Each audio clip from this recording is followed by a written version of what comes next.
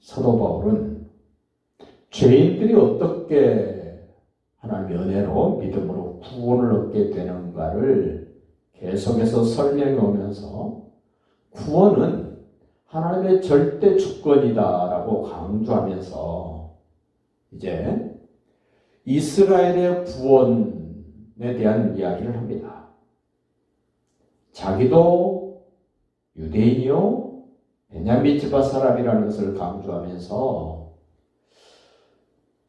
유대인들이 예수님을 죽이고 메시아를 거부한 것 때문에 유대인들이 다 버림을 받았느냐?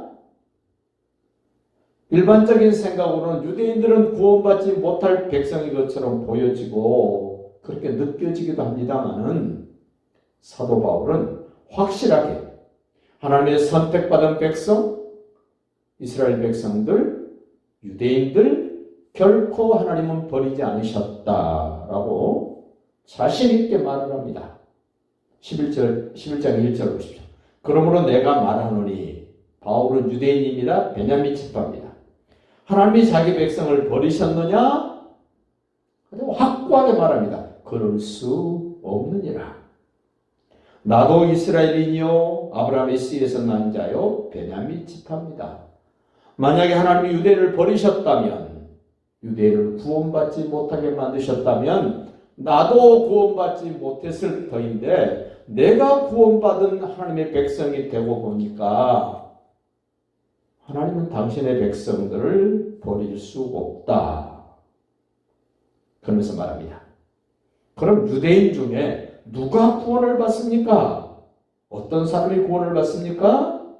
2절 봅니다. 하나님이 그 미리 아신 자기 백성을 버리지 아니하셨나니 하나님이 유대인들을 미리 아셨습니다. 자기 백성을 버리지 아니하셨답니다. 그러면서 한 예를 들어줍니다. 엘리야가 북쪽 이스라엘의 바알 왕이 이세벨과 함께 하나님의 사람들을 잡아 죽이고 하나님의 사람들을 못살게 했습니다. 심지어 엘리야마저도 잡아 죽이려고 할 때 엘리야가 이세벨을 피하여 도망가면서 하는 말. 하나님, 나만 남았습니다.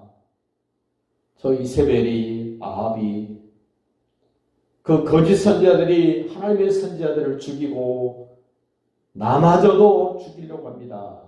그렇게 탄식을 할 때 하나님이 엘리야에게 말씀하신 내용을 오늘 소개합니다. 3절입니다. 주여, 그들이 주의 선지자들을 죽였으며 주의 제단들을 헐어버렸고 나만 남았는데 내 목숨도 찾고 있습니다. 그렇게 탄식을 하자 하나님이 분명하고도 분명하게 말씀을 합니다. 엘리야에게 대답하여 말씀합니다. 내가 나를 위하여, 하나님 자신을 위하여 바알에게 무릎을 꿇지 아니한 사람 7,000명을 남겨두었다.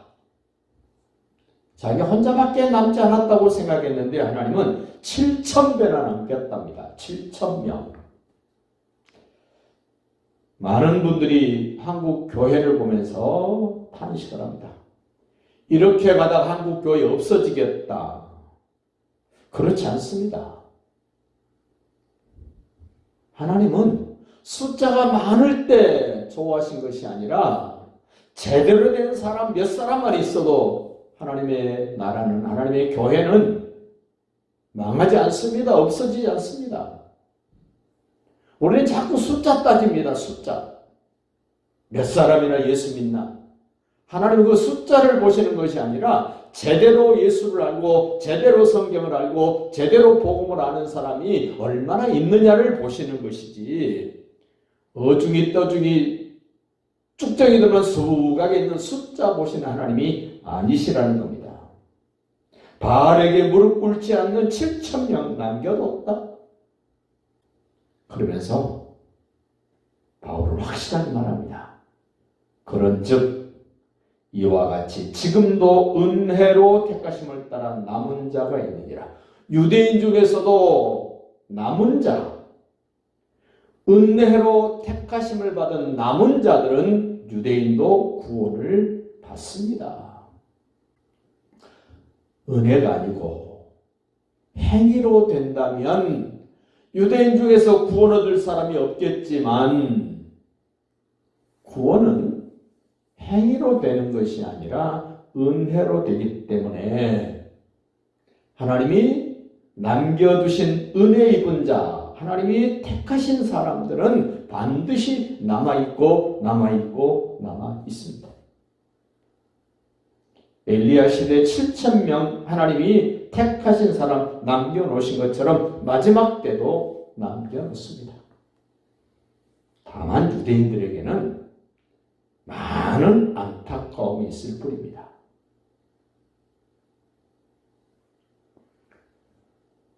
성경 전체의 흐름을 보면 유대인들의 구원은 엄청난 환난을 통하고 고난을 통하고 겨우겨우 끝자락에 가서 구원 얻을 사람들, 그래서 남은 자 얘기를 합니다. 7절도 보십시오.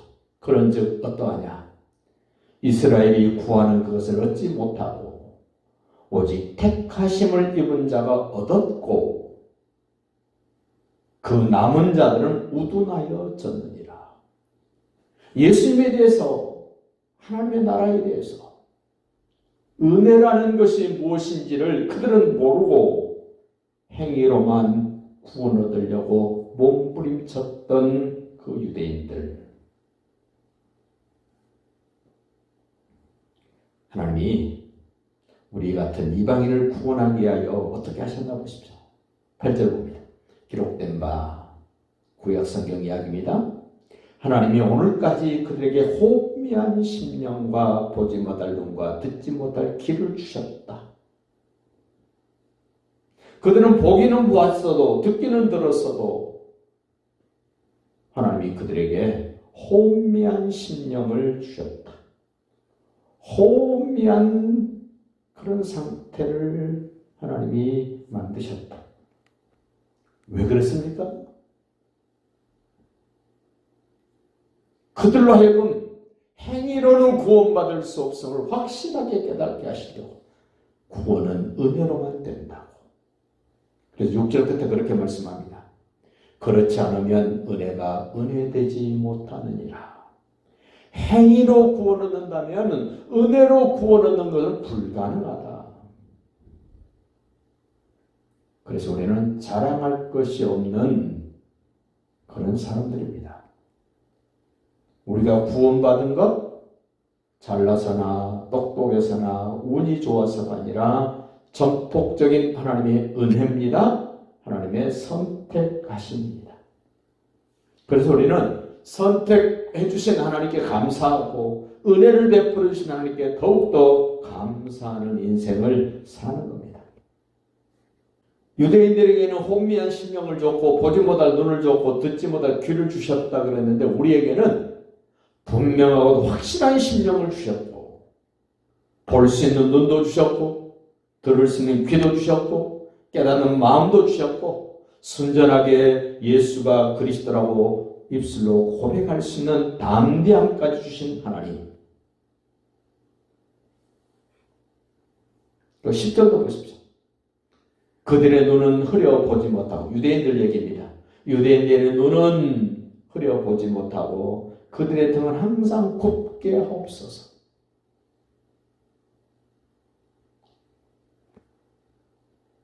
그러므로 내가 말하노니, 바울이 자기 동족들을 일컬어서 말하면서 그들이 유대인들이 넘어지기까지 실족하였느냐?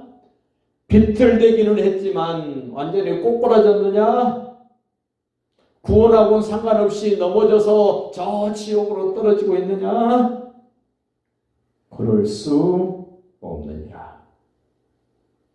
구원에 관하여, 유대인의 구원에 관하여 두 번이나 그럴 수 없습니다. 그럴 수 없습니다. 하나님은 그러시는 분이 아닙니다.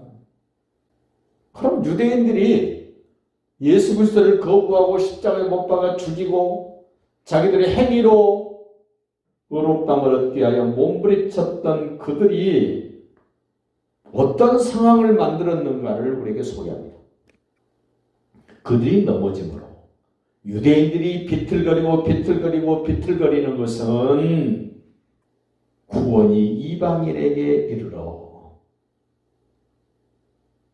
자기들이 선민이고 선택받은 백성이라고 큰 소리 쳤는데 이미 로마서 앞부분에서 유대인의 나음이 무엇이뇨? 라고 말했습니다.